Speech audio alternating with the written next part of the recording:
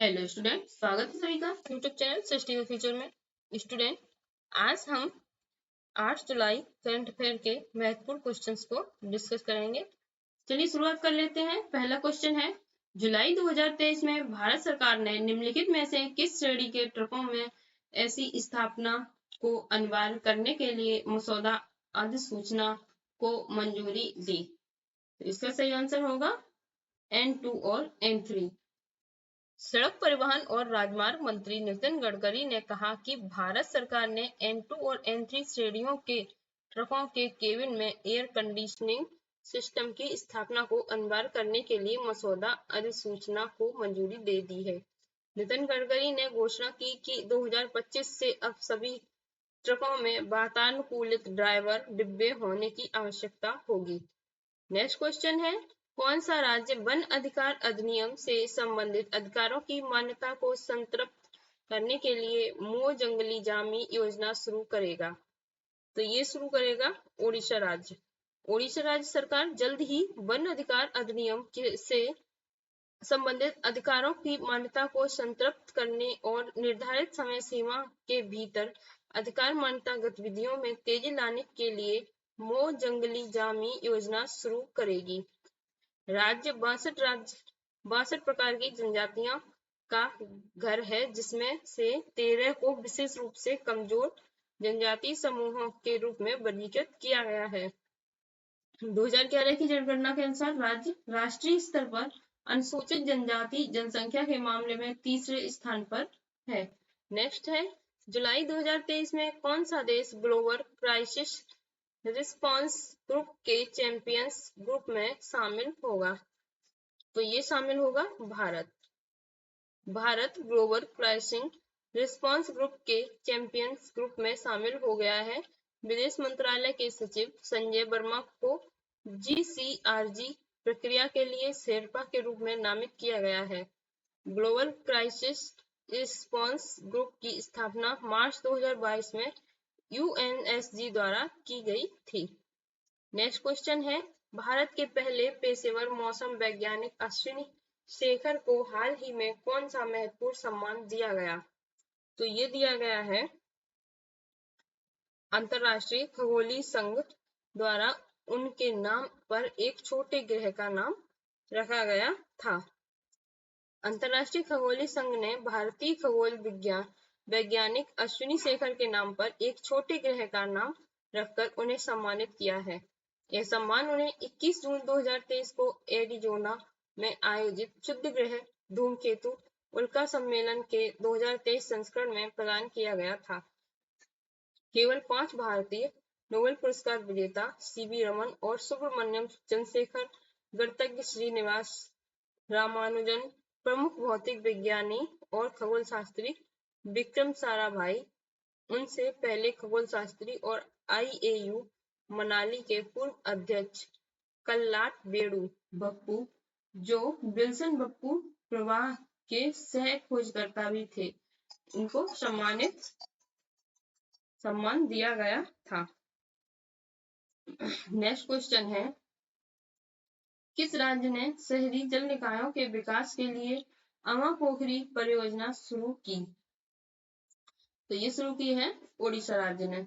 ओडिशा के मुख्यमंत्री नवीन पटनायक ने राज्य के शहरी क्षेत्रों में सभी जल निकायों को पुनर्जीवित करने के लिए अमापोखरी परियोजना शुरू की। परियोजनाओं के तहत राज्य के 115 शहरी क्षेत्रों में 2000 से अधिक जल निकायों का विकास और पुनरुद्धार स्थायी और प्राकृतिक तरीके से किया जाएगा, ताकि स्वच्छ और पानी उपलब्ध कराया जा सके और कमी को दूर किया जा सके। तालाब हमारे सामाजिक और सांस्कृतिक जीवन में महत्वपूर्ण भूमिका निभाते हैं। इसका संबंध हमारे स्वास्थ्य और अर्थव्यवस्था से भी है। नेक्स्ट है, मलप्पुरम में वासुदेवन नंबूथिरी का निधन वह किससे संबंधित हैं? तो ये संबंधित हैं कलाकार से। ये कलाकार थे, प्रसिद्ध कलाकार पुरुबंतु मन वासुदेवन नंबूथिरी, जिन्हें कलाकार नंबूथिरी के नाम से जाना जाता है, का निधन हो गया। वह 98 वर्ष के थे। और ये जो कलाकार नंबूथिरी हैं, ये विभिन्न समाचार पत्रों में काम किया है और कुछ फिल्मों में कला निर्देशक के रूप में भी काम किया है और इन्हें मलयालम सिनेमा में भी कई महत्वपूर्ण किरदार निभाए हैं। नेक्स्ट क्वेश्चन है, जुलाई 2023 में प्रधानमंत्री नरेंद्र मोदी किस स्थान पर रेलवे विनिर्माण इकाई की आधारशिला रखेंगे? तो ये रखेंगे काजीपेट में। प्रधानमंत्री नरेंद्र मोदी काजीपेट में रेलवे विनिर्माण इकाई की आधारशिला रखेंगे। काजीपेट में 501 करोड़ रुपए की शुरुआती लागत से स्थापित होने वाली रेलवे विनिर्माण इकाई राज्य में अपनी तरह की पहली इकाई होगी जो हनमकोंडा में नए औद्योगिक विकास के लिए पारिस्थितिकी तंत्र को प्रोत्साहित करेगी। इस परियोजना के पूरा होने पर लगभग 1200 प्रत्यक्ष रोजगार के अवसर पैदा होने की उम्मीद है। नेक्स्ट क्वेश्चन है, सेना के सबसे बुजुर्ग दिग्गजों में से एक मेजर बख्तवर सिंह बराड़ का 109 वर्ष की उम्र में निधन हो गया। 109 वर्ष की उम्र में उन्होंने किस रेजिमेंट में सेवा की? तो इन्होंने सेवा की थी कुमाऊं रेजिमेंट में। भारतीय सेना और इसकी कुमाऊं रेजिमेंट के सबसे पुराने दिग्गजों में से एक मेजर बख्तवर सिंह बराड़ का अमेरिका में निधन हो गया। वह 109 वर्ष के थे। 19 नवंबर 1913 को फरीदकोट जिले के एक गांव में जन्मे मेजर बराड़ ने फरीदकोट राज्य बलों में सेवा की और फिर 1963 में सेवानिवृत्त होने से पहले 6 कुमाऊं रेजिमेंट में शामिल हो गए। अपनी सेवानिवृत्ति के बाद मेजर बराड़ मध्य प्रदेश चले गए और फिर अमेरिका में बस गए और कैलिफोर्निया के डेलानो में सबसे अमीर किसानों में से एक बन गए। नेक्स्ट क्वेश्चन है, किस देश की महिला तीरंदाजों ने विश्व युवा चैंपियनशिप में अंडर 18 और अंडर 21 स्वर्ण पदक जीते? तो ये जीते हैं भारत ने। भारत की महिला कंपाउंड तीरंदाजों ने आयरलैंड के लिमरिक में विश्व युवा चैंपियनशिप में अपना दबदबा दिखाया। अंडर 18 और अंडर 21 महिला टीमों ने स्वर्ण पदक हासिल किया जो प्रतियोगिता में भारत का तीसरा स्वर्ण पदक है। अंडर 80 वर्ग में ऐश्वर्या शर्मा, अदिति स्वामी और एकता रानी ने एक मजबूत टीम बनाई। उन्होंने संयुक्त राज्य अमेरिका के खिलाफ मुकाबला किया और 214-212 के स्कोर के साथ जीत हासिल करने के लिए उल्लेखनीय वापसी की। नेक्स्ट है, जुलाई 2023 में किस राज्य ने अविवाहित लोगों, विधवाओं के लिए 2,750 रुपए मासिक पेंशन की घोषणा की?